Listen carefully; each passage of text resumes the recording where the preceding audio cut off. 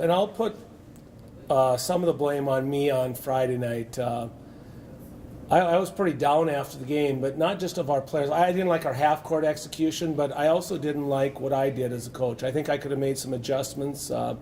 We were having trouble scoring against their zone, and I should have made some adjustments. I should have tried some things. If they didn't work, well, so be it. But there was the bad, and then, like I said, I should have just put a different person at the high post. Maybe I should have done some offensive calls that we have against zone.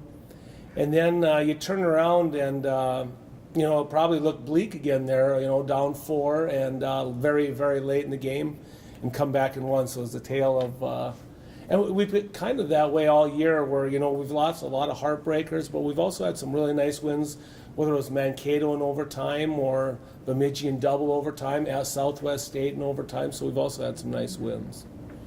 Playing a team this weekend that hasn't won yet in this league, how do you get the girls to just still wake up for a game, take them seriously, all that stuff? Yeah, if you don't learn from your mistakes, there's no sense making them. Hopefully we've learned our lesson from Chaminade. I'm still sour and bitter about that one, so I'll have no problem getting up for it, and I'll make sure they're up for that one as well. What happened in Chaminade was the longer you let a team, and everybody knows that's been in coaching for a while, that a team that maybe is down a little bit, if you can put them away early, but the longer you let them linger and get hope, boy, it almost becomes impossible to beat them. And that's what happened versus Chaminade. We had a lead, but we let them keep hanging around. All of a sudden now it just got contagious. They made everything, so we're not going to make that same mistake. I'm going to try to make sure that I have them ready to play. And, hey, I'm just telling you, Upper Iowa's better than, and I'm not knocking Chaminade, but Upper Iowa's better, and it's at Upper Iowa. 2 years ago, our ladies lost there, so we're not going to take anything for granted. It's a huge weekend. We are now tied for 5th place, so we've got so much riding on the line, and so I'm going to make sure that our players are ready to go. I don't care who we're playing. Playing in all these close games this year, what's that just do to you as a coach? It takes its toll.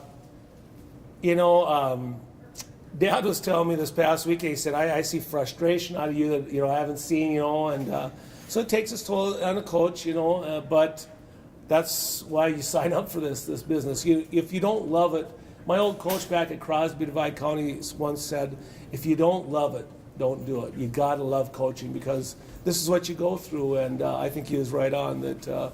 I just love coming to work. How many people can say that? I work every weekend because I just love coming to work. So I'm passionate. I love coaching, and but boy, it takes its toll on you. And with all those close games, especially the tough losses that we've taken this year, it's really tough. But you just keep fighting, clawing, scratching, and I think that's what our ladies have done. You got to realize at one time we were 1-9 in the conference, and now we've won 4 out of 6. And in those 2 losses, they went right to the buzzer. So I think we're playing pretty well. Title that position yourself a little bit for this run here, 6 games to play. It's almost like you're a pre-conference type of tournament atmosphere because every game is going to be so big. And the teams we're competing against, especially Northern State and Crookston, they have the next 4 at home, and we have the next 4 on the road. So that makes it all the more difficult for us. But again, I hope our ladies are up for the challenge. We're excited. We had a really good practice on Monday, and so that I think the ladies got a little. Late in the year, they got a little kick to their step now, and like I said, I like what we're seeing now. So I hope we're competitive. It's a huge weekend for us.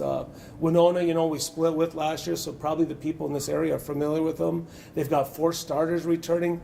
The 5 that they play are really good, so that'll be a huge test. They're 9-7 in the league.